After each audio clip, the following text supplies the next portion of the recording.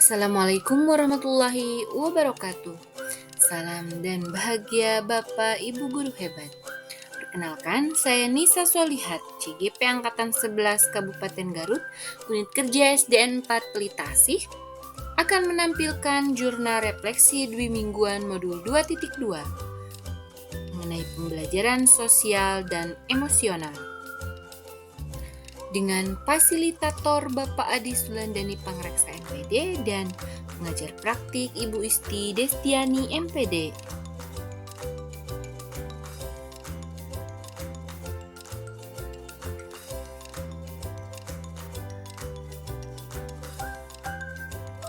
Pada refleksi kali ini, saya menggunakan model 4C.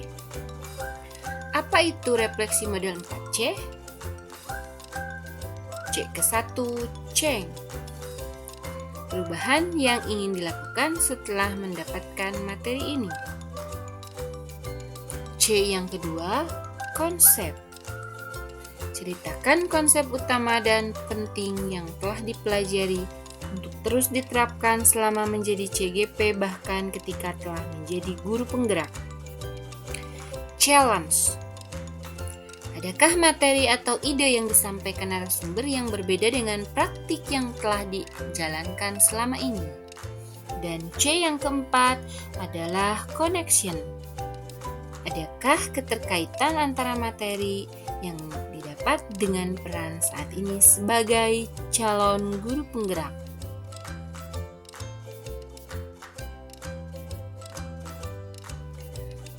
Pada modul 2.2 ini, saya mempelajari materi tentang kompetensi sosial dan emosional, yakni pembelajaran yang dilakukan secara kolaboratif oleh seluruh warga sekolah yang memungkinkan siswa dan guru dapat memperoleh dan menerapkan pengetahuan, keterampilan, dan sikap positif yang berkaitan dengan aspek sosial dan emosional.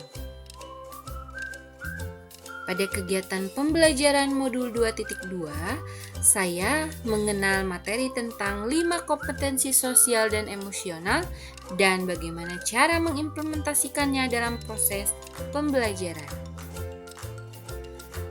Dengan mengimplementasikan KSE, saya mampu menciptakan lingkungan dan suasana pembelajaran yang bermakna, efektif, dan efisien, serta terkoordinasi sehingga dapat meningkatkan kemampuan pembelajaran akademik, juga sosial emosional peserta didik.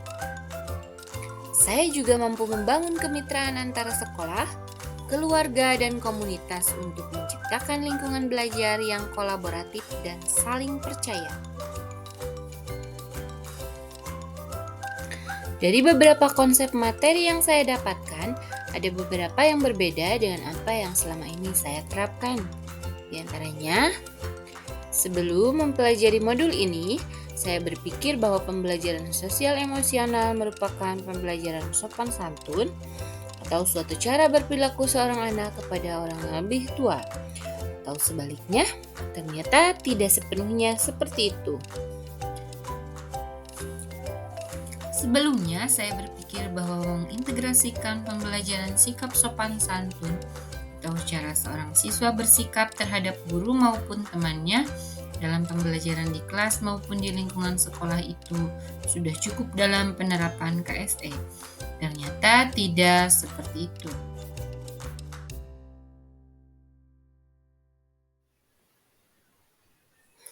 Konsep utama dan sangat penting yang saya pelajari dalam modul ini adalah pembelajaran sosial emosional merupakan pembelajaran yang dilakukan secara kolaboratif, yang dilakukan oleh seluruh komunitas sekolah, yang memungkinkan siswa memperoleh dan dapat menerapkan pengetahuan, keterampilan, dan sikap positif sosial emosional. Pembelajaran sosial emosional penting diimplementasikan agar semua warga sekolah 1. Dapat memahami, menghayati, dan mengelola emosi. 2. Menetapkan dan mencapai tujuan positif. 3. Merasakan dan menunjukkan empati kepada orang lain. 4. Membangun dan mempertahankan hubungan yang positif. Dan yang kelima, membuat keputusan yang bertanggung jawab. Penanaman kompetensi sosial emosional dapat dilakukan dengan cara 1. Teladan. Contoh perilaku orang dewasa baik orang tua maupun guru harus menunjukkan perilaku sosial emosional yang baik seperti empati, kesabaran, dan kemampuan mengelola stres. Interaksi positif. Tampilkan cara berinteraksi yang sehat dengan orang lain seperti komunikasi yang efektif dan resolusi konflik. Penanaman kompetensi sosial emosional dapat dilakukan dengan cara pelatihan dan pendidikan formal. Contoh program kegiatannya misalkan program kurikulum sosial emosional, implementasi kurikulum yang terstruktur untuk kompetensi sosial emosional di sekolah seperti pembelajaran tentang manajemen emosi, keterampilan komunikasi, dan pemecahan masalah. Kegiatan selanjutnya yaitu berupa workshop dan pelatihan.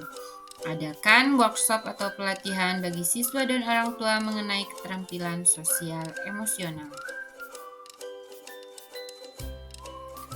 Selain itu, penanaman kompetensi sosial emosional dapat dilakukan dengan cara latihan emosional dengan refleksi emosi seperti ajarkan anak-anak cara mengidentifikasi dan mengelola emosi mereka sendiri serta cara mengungkapkan perasaan secara sehat.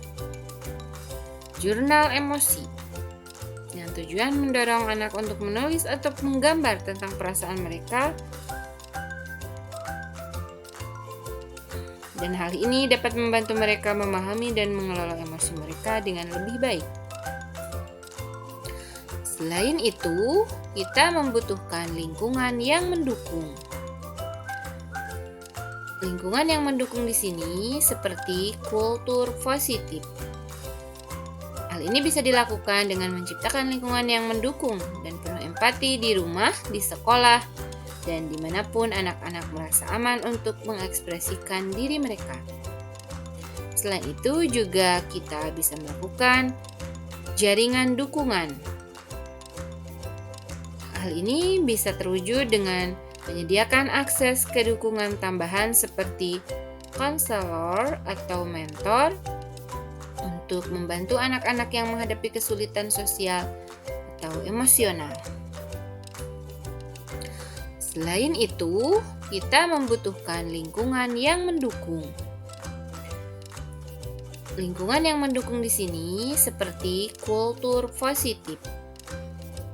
Hal ini bisa dilakukan dengan menciptakan lingkungan yang mendukung dan penuh empati di rumah, di sekolah, dan dimanapun anak-anak merasa aman untuk mengekspresikan diri mereka. Selain itu juga kita bisa melakukan jaringan dukungan. Hal ini bisa terwujud dengan menyediakan akses ke dukungan tambahan seperti konselor atau mentor untuk membantu anak-anak yang menghadapi kesulitan sosial atau emosional.